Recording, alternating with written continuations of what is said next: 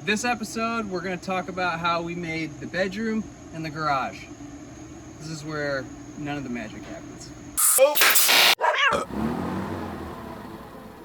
Okay, so I feel like this is going to be kind of a long video because it took me forever to get through the footage.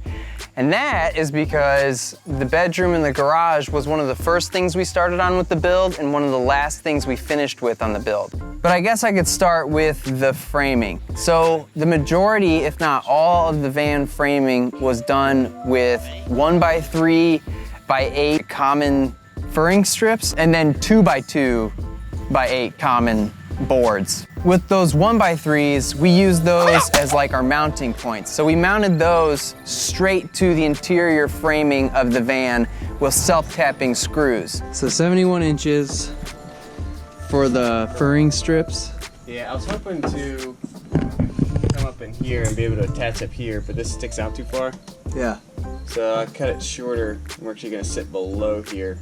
And for the bedroom, we just did 2 on the right side and 2 on the left side, roughly spaced 4 to 5 feet apart because I wanted to fit a full-size mattress in the back for my bed.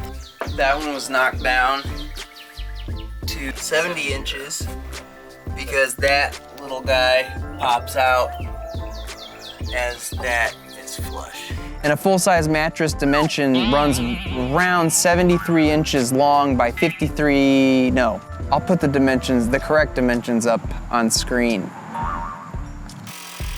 Kyle and I, mainly Kyle, while I was filming, put these furring strips on with self-tapping screws, and then once we had those in place, we set ledger boards. Nope, that's not what they're called. They're called cleats. Is there a difference between the two?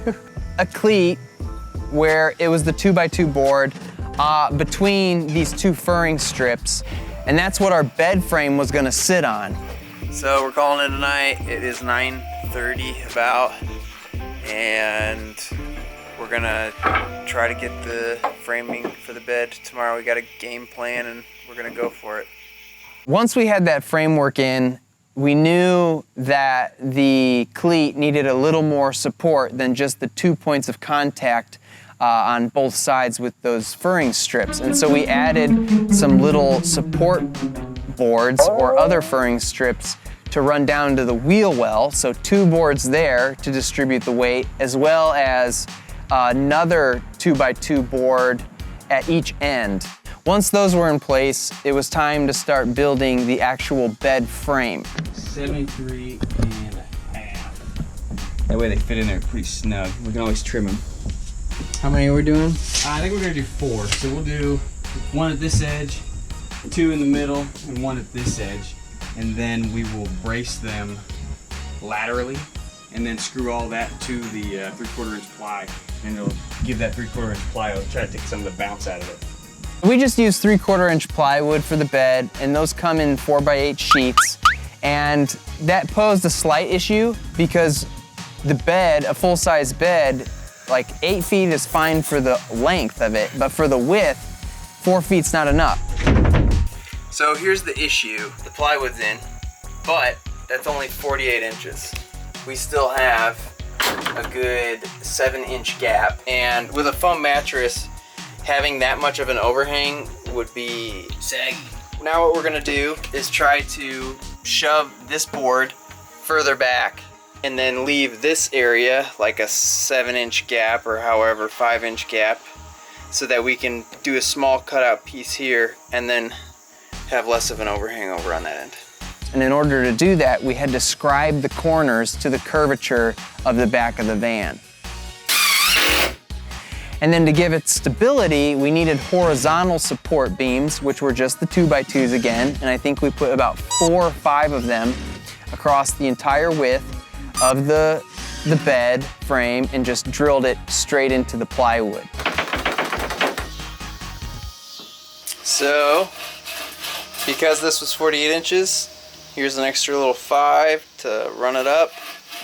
And then we got another piece, 48 piece, 25 piece, making a full-size mattress. That gave us a basic size and dimension for my bedroom / garage area.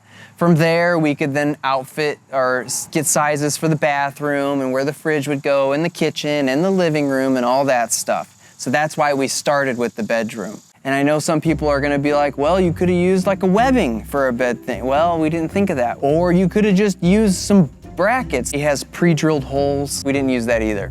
Man, I feel like the sun is just, the wind is blowing that piece and the sun is nailing the lens. Stop. I only have 22 minutes. So from there, we decided to put in the garage floor.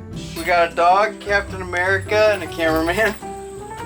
And he broke it. I just ended up going with like these exercise room floor mat. They have these interlocking tabs so you could just link them all together. I think I only needed to buy 2 packs of them because my garage area is not that big. Oh, but before we did that, we actually framed out the wheel wells since we knew we weren't gonna be able to put anything where the wheel wells were. It's pretty straightforward. We just used the 2x2s and framed out the wheel wells. Off. Johnson Family Company. Gets you all the ladies. But yeah, for the garage floor, it was just these rubber mats that had these interlocking sides. And we cut them to fit, and then we made sure everything was gonna fit in place before we glued everything down. Archer is escaping. You want to film that? Oh, but he's out. Oh, but he's putting his nose. I think I was watching. Make sure he doesn't see. Yeah.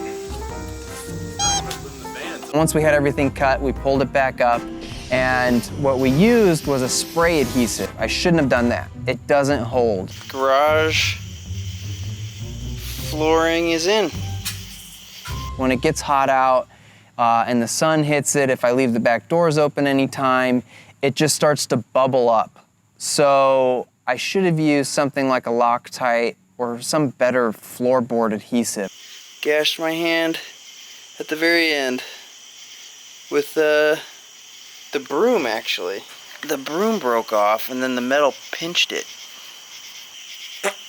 All right, so now let's jump several weeks into the future because we didn't really touch anything else within the bedroom for a bit. So while I was here at my dad's for a week straight and we were kind of tidying everything up before I moved into the van, we wanted to finish the bedroom up enough so that I could put the bed in there and have a place to sleep. And so one of the first things that we started to tackle was the walls of the garage. So during that time, I had put in the water tank and the housing around it, and also the battery bank with the housing around all of that.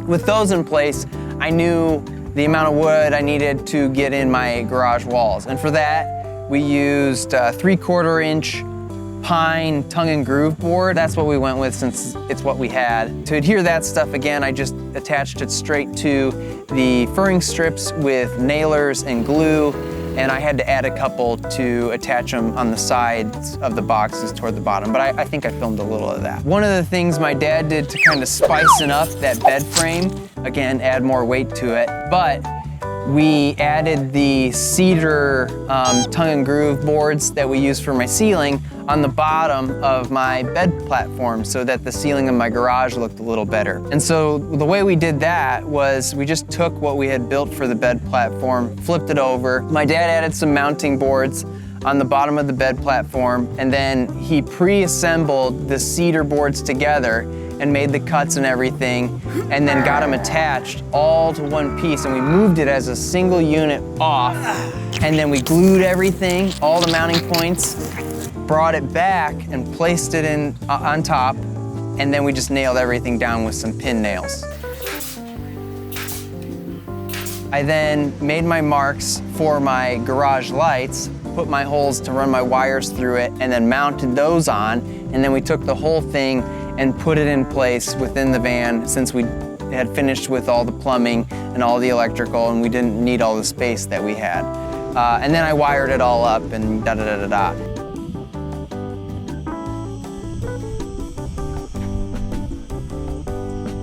Come on.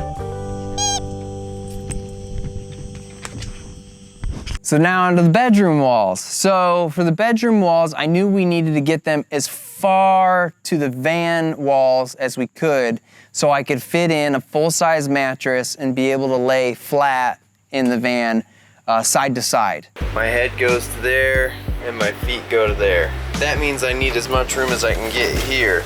And I was a little concerned about it because I didn't know exactly how we were gonna do it, since the furring strips were mounted to the interior framework of the van, which is out like 3 inches from the van wall itself. That is a nailer, that is a nailer, and these are attached to these out points. That means you can't get flush to the wall. We're gonna glue these guys, these pieces of shiplap, to the wall, and then use some wedges to then push it up against the wall to make sure it stays. If you had to mount to this, you're out another 3/4. So you get an extra like 3 inches. So what we ended up doing, again, was using that 3/4 inch tongue and groove pine board and glued it directly to the insulation and then pinned it, like pressured it back. We put spacers. That's the recessed area. These are just glued to the insulation, and then we shimmed them to put pressure on them so they stay. Right, rock. And we did that for almost the entire bottom up into the cabinet, and then we left that space open because there was gonna be a cabinet there. And then for the opposite side where my head went, we went up, I think, like 24 inches, and then from that point, we brought it out and mounted the rest of the boards. We mounted the rest of the boards on top of the furring strips. This is like recessed. Well, that is now put on the nailers. And then we have the recessed spot glued straight to the insulation. And then I nailed these in with the nailer. Boom, right to these. So then it like ties it all into one piece. Greg also cut together these little fillers to keep the gaps closed between the furring strips and the boards that we mounted straight to the insulation. So it kind of all became one solid piece. But that way I was able to lay lengthwise, and I think you can lay lengthwise in the van on a full mattress, like up to 6 feet. I think that's a little pushing it, maybe 5'11". And then after 6 feet, you kind of have to start laying at an angle. But we did have my buddy who's like 6'8" lay at a complete angle from corner to corner, and he was able to lay flat. That gives you a little idea of the space you have. Speaking of laying down, we'll talk about the mattress I bought. So I bought a Zine or something like that. It's a Zine, something like that. Memory foam mattress. It's a full-size mattress that's 6 inches thick. It almost fit just how it was, but the corners were a little too big toward the back because it tapers in. So we had to scribe the corners and cut them down to size to fit perfectly. And to cut the corners of the mattress, we just used an electric fillet knife, a fish fillet knife, and it cut through it like butter. Easy peasy. And then we just closed it back up and put it in there, and it fits like a glove now. Bed is in, and as you can see, rounded out the corners. It's in like a glove, man, right to the edge. After that, I started living in the van. And while I was living in the van, it's kind of hard to work on, but one of the things that I tackled was putting on the boards or the wall, the sheathing, whatever you want to call it, to the back doors. Now I've seen different ways that people did this, and again, because I had that 3/4 inch tongue and groove pine, I just used that. And it's heavy and it's thick and it was kind of hard to work with. It would have been a lot easier if I had a decent router and a jigsaw to help me bevel out the edges and do all the shapes. You have to shape the wood around the handles and the latches that the doors lock on, which just took me a long time to build to. But to attach it all, I just used these like flush mount Phillips head self-tapping screws, which you probably try to avoid Phillips head when you can because they usually strip out. Well, it's like the easiest of heads to strip out. Even a square a square is a step up from a Phillips. It was just a slow process of cutting everything to size. One of the things I did do to help me out was I shut the doors and then I traced along the rubber gasket of the back doors to know where my cutoff line would be for the wood so it would still shut. Okay, so as you can see, I now have some wood in the back on the walls, but as you can tell by my fine craftsmanship, it's not even. But I did make it so it was way too tight. You have to think of expansion, which was something I wasn't really thinking about when I was putting these in. So I had to later on go back and cut it all down to fit. So give yourself room, more than you think. Even if it's not flush with the rubber, it's better to have your doors closing than half cracked open, because then you get water and air in and you can't control the temperatures. This side of the wall is gonna get shiplapped, and then I can like get all these electronics wired in and done. Then it was onto the opposite side of my bedroom. You know, half of it is the bathroom pallet wood stuff that we did, which is covered in the bathroom video. But then the other half has my outlet and my light switch. And then it's just a divider that I, again, put more of the 3/4 inch shiplap wood. And that was really easy. I just cut them to size and scribed them to the wall. And it didn't need to be perfect because I knew it was gonna be, at least the top portion of it was gonna be covered up with a cabinet. So I just cut them to fit and scribed the top to the ceiling because it kind of curves at the edges, and glued and nailed them in. So with that in place, it was time to put in my bedroom cabinet. Now the bedroom cabinet was another one of the cabinets that Greg gets from the Amish, but this one, it wasn't a used cabinet, it was one that we actually bought. Just adding some glue in the rails that are rabbited in already. And when it comes from the Amish, they make it and send the pieces disassembled, like an IKEA piece of furniture, or any piece of furniture, I guess, that you order. The reason we ordered a new cabinet from Greg was because we wanted it to fit the bedroom just right and use all the space that we had. So we made it about 40 inches wide by 14 inches tall, and I think it's about 14 inches deep as well.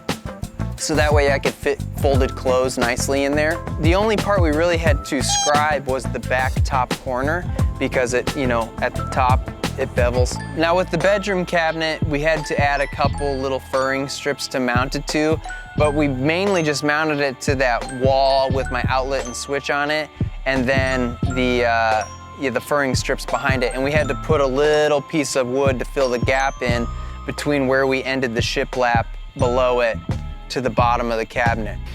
Cabinet's in. It's nice, filled the gaps. Again, for the cabinet door itself, we put in one of those gas struts I had bought off Amazon, which I'll put linked below in the description. First try on that one. Oh, another little side thing, Greg filled the gap up there on the above my head where I sleep. There was like a gap between the wall and the ceiling, and so he beveled out a piece to cover that up. And then the closet was another thing. We ordered it new from Greg, which was made by the Amish, comes disassembled, scribed it to the size that we needed to be, and then put it in place. So my closet is about 20 inches wide by 37 tall, which I think we might have shortened up a little bit to fit above the fridge. The depth of the closet, it's about 18 inches, which is just enough to fit a coat hanger with a little bit of shoulder room to hang clothes. And we are now putting in the clothes hanger. It just fits. Like that's wall to wall. And I really like having a closet because I could have, you know, buttoned up shirts and things like that for work in there and not have them all wrinkly. And then I can put all my like bathroom stuff in there too on a net and keep the toiletries out of the way and organized. Then after that, I started painting things, or we started painting stuff. At first I went with a matte white, like a marshmallow white paint, which was a bad decision. I should have gone with a gloss or a semi-gloss because matte can get dirty and then it's really difficult to clean off. And being in a small space, it gets dirty really quick, especially in the garage area where I'm storing a bunch of stuff. And so after a few weeks, I had to repaint it and I went to a semi-gloss, which is a lot easier to wipe down. But I only got a gallon of it and that was enough to cover everything. I used about 3/4 of it and I had enough to do touch-ups and stuff like that. I also caulked in with a paintable caulk all the little gaps and cracks that I had. This area here, you can see it's a different shade there. It's still drying, but that was just like a black gap. You can see it's all closed up now. Then I went back to the garage area and the wood boxes that were covering the water tank and the batteries were just unstained wood, so I decided to stain them. I think I went with a cherry. You know, Greg had a bunch of stains just sitting around, and since a lot of the wood in the van was already a cherry, I decided to stain it that way. There, cherry bark, so not custom like I thought. And so I stained the boxes and they turned out looking good. There it is. And I thought, okay, I might as well stain the little window frames that I have to make them pop against the white walls and match with the cabinet. And so I ended up staining those a little darker because the cherry didn't want to sit with it well. So what about the width-wise? That's what it looks like.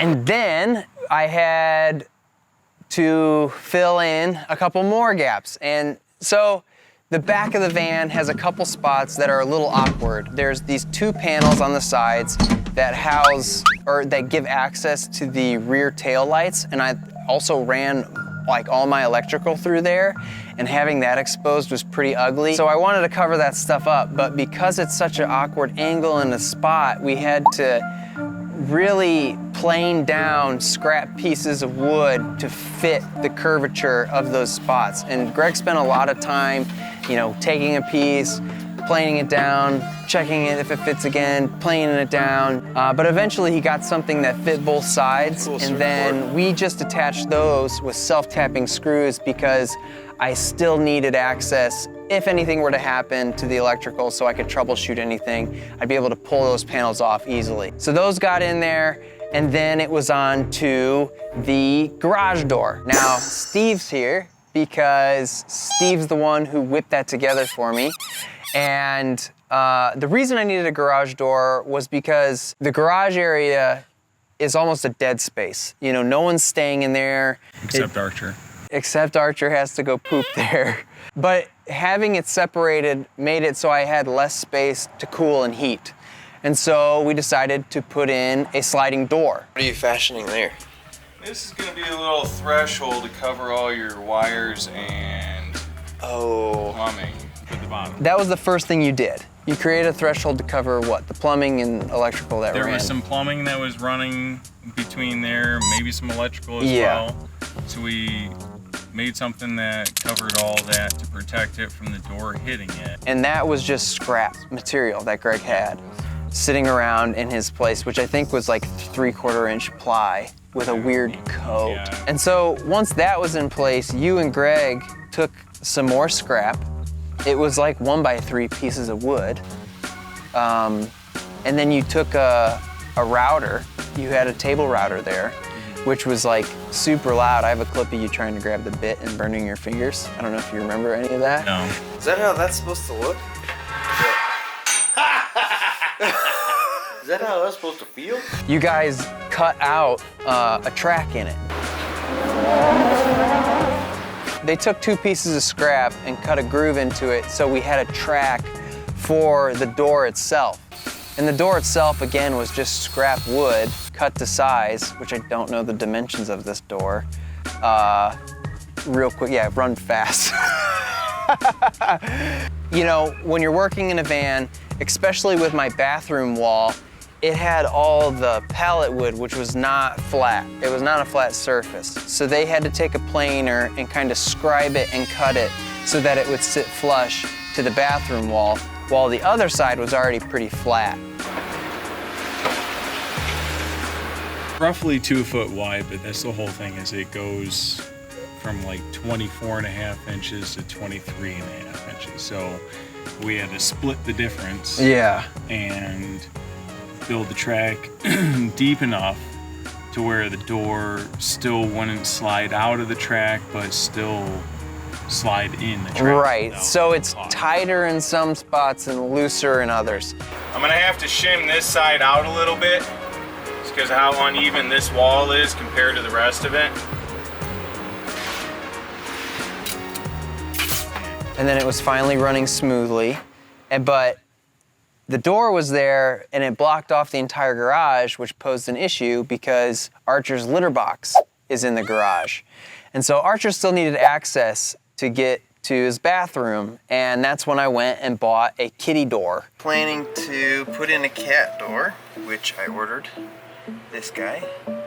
It's pretty fancy, and it's gonna go right where I'm standing in this sliding door. So what I'm doing here is I'm just taping the cat door on, and then I'm tracing the inside lip so that I can take a jigsaw and cut out where this needs to sit. I traced it with a marker and took a, drilled my corners and jigsawed it out to a rough size, and then you went in with the cedar, like the ceiling board, that cedar tongue and groove stuff, and you cut it and glued it and nailed it to the front face of the sliding door to give it like a good look rather than just a flat piece. That sucks. Oh well. And then we had to get the cat door in. We had to trim it a couple times to get it to fit right. But once it was in there, we had to cut the flange to get it to fit. And then it just attached on both ends with screws. Kitty door. Maybe it would be a little nicer if it had like a felt side to it or something to get rid of some of the squeaks, because it's wood on wood.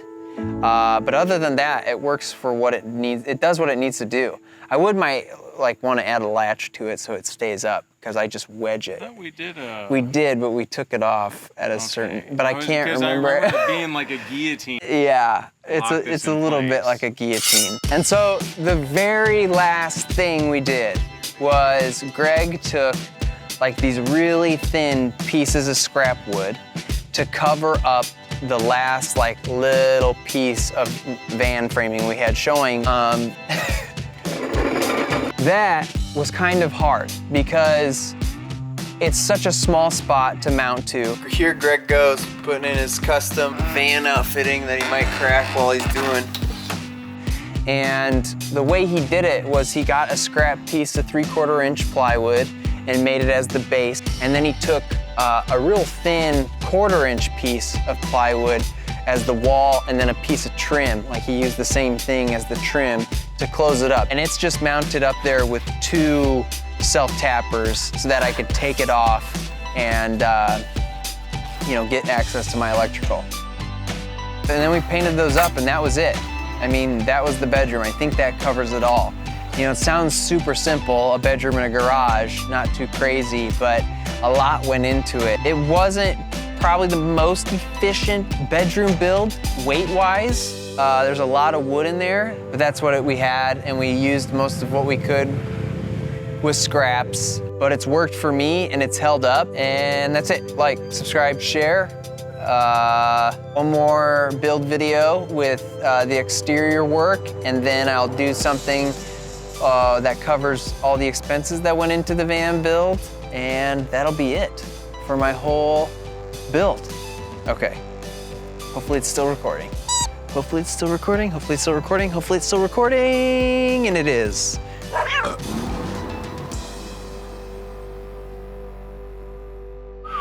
Isn't it a catchy little tune? Yeah. Here are all the instruments that he has in the band. He's got the guitar, that's the drummer. And then that's a guy singing all this.